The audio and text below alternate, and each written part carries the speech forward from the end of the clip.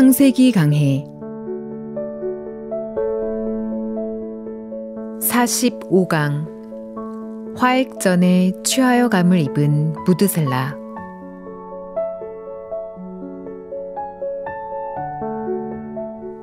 오늘도 계속해서 노아 홍수에 관한 말씀을 전해드리겠습니다. 창세기 7장 6절 7절에 보면 홍수가 땅에 있을 때에 노아가 600세라. 노아가 아들들과 아내와 자부들과 함께 홍수를 피하여 방주에 들어갔고 라고 이야기하고 있습니다. 노아가 600세 되던 해에 홍수가 시작되었습니다. 노아의 아버지는 라멕이었고 할아버지는 무드셀라였는데 무드셀라는 성경에 기록된 사람들 가운데 가장 오래 산 사람입니다. 그는 969세에 세상을 떠났습니다. 재미있는 것은 무드셀라가 187세 되던 해에 노아의 아버지인 라멕을 낳았고 그 라멕은 182세 때에 노아를 낳았다는 것입니다. 그러니까 노아가 태어날 때 무드셀라의 나이는 369세였고 홍수가 시작되었던 노아의 나이 600세 때 무드셀라는 969세였습니다. 다시 말하면 무드셀라는 홍수가 시작되기 직전에 세상을 떠났다는 사실입니다.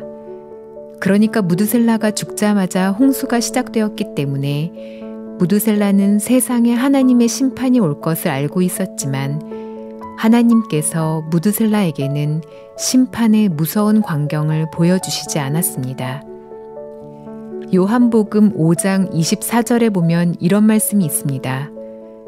내가 진실로 진실로 너희에게 이르노니 내 말을 듣고 또 나 보내신 이를 믿는 자는 영생을 얻었고 심판에 이르지 아니하나니. 하나님께서는 심판이 오기 전에 하나님께 속한 사람들에게 심판을 피할 수 있는 길을 주셨습니다.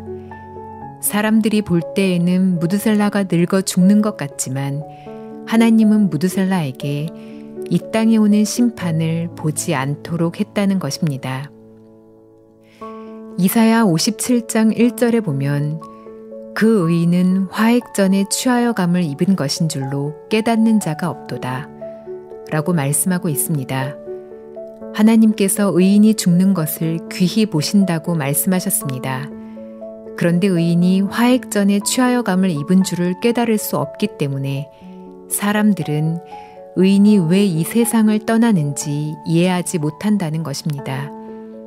하나님께서는 홍수로 세상을 심판하는 무서운 날이 오기 전에 먼저 무드셀라를 불러내어 영원한 나라로 옮기셨고 그 뒤에 이 땅에 홍수를 내리기 시작했다는 것입니다.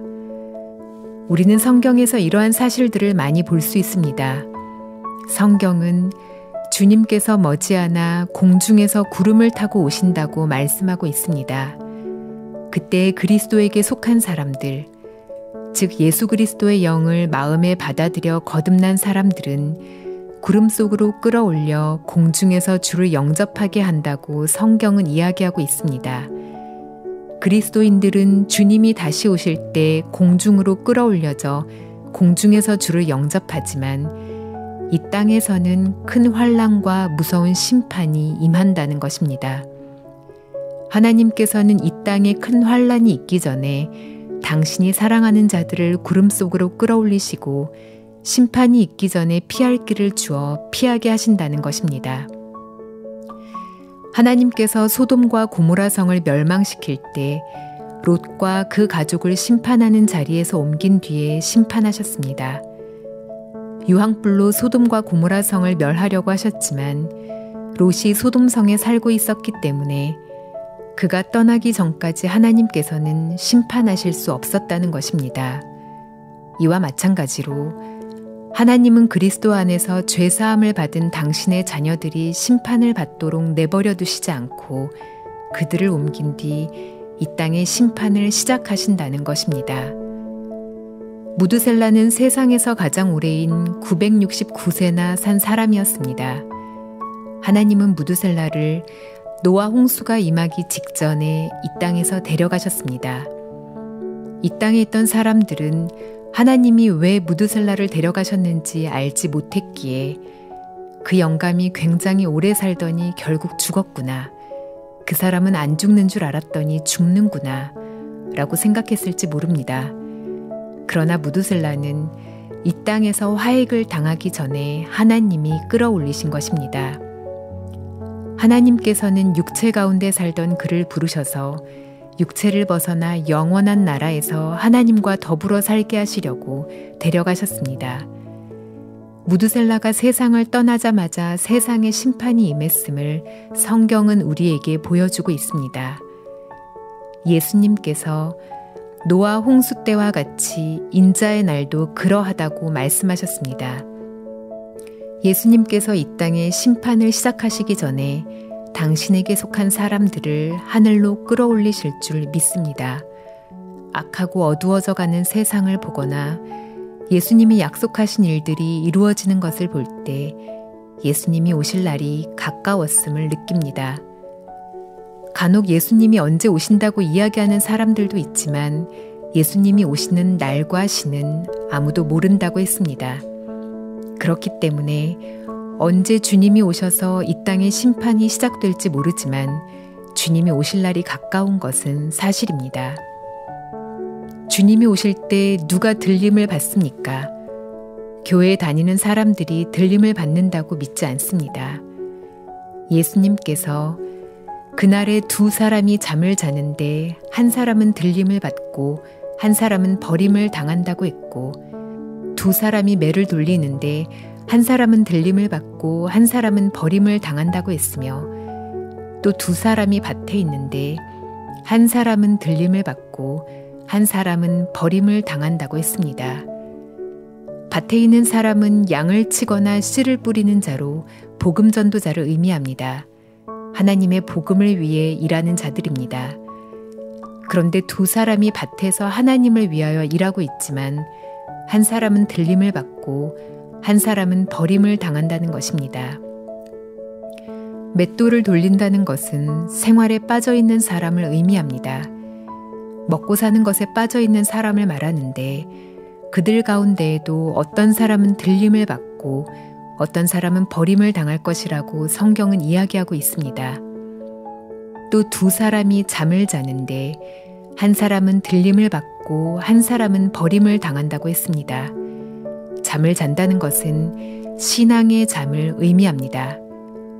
어떤 사람은 비록 신앙의 잠을 자고 있지만 들림을 받습니다. 어떤 사람은 생활에 빠져 있지만 들림을 받습니다.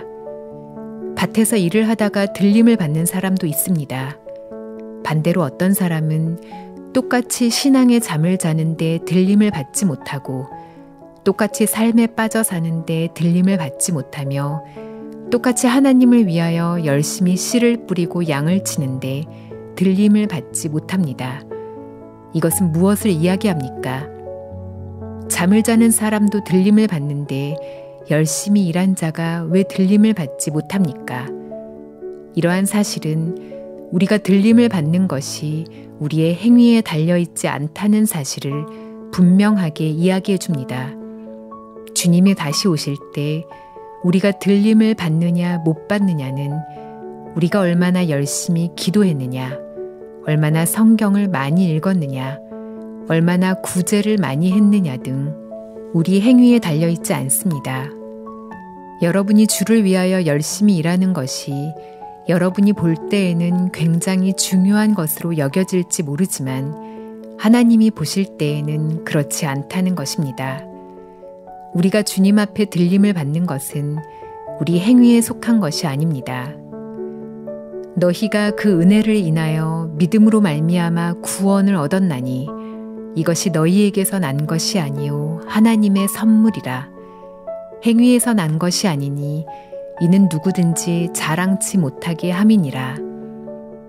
우리가 얼마나 착한 일을 많이 했느냐, 얼마나 죄를 지었느냐에 따라 들림을 받고 들림을 받지 않는 것이 아닙니다.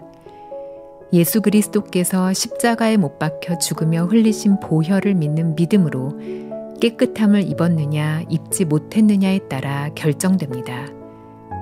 여러분이 과거에 얼마나 악하게 살았든지 또 현재 얼마나 어두운 삶을 살고 있든지 불문에 붙이고 여러분이 예수 그리스도 앞에 나와서 그분의 보혈로 모든 죄를 영원히 씻고 죄사함을 받았다면 여러분은 주님 앞에 갈 수 있습니다. 반대로 아무리 열심히 노력해도 죄사함을 받지 못하고 거듭나지 못했다면 여러분은 하나님 앞에 설 수 없습니다. 언젠가 예수님께서 천사장의 나팔 소리와 함께 공중으로 재림하실 것입니다. 그때 확실하게 죄사함을 받고 거듭난 사람들은 들림을 받고 이 세상에 임하는 하나님의 재앙에서 벗어날 것입니다.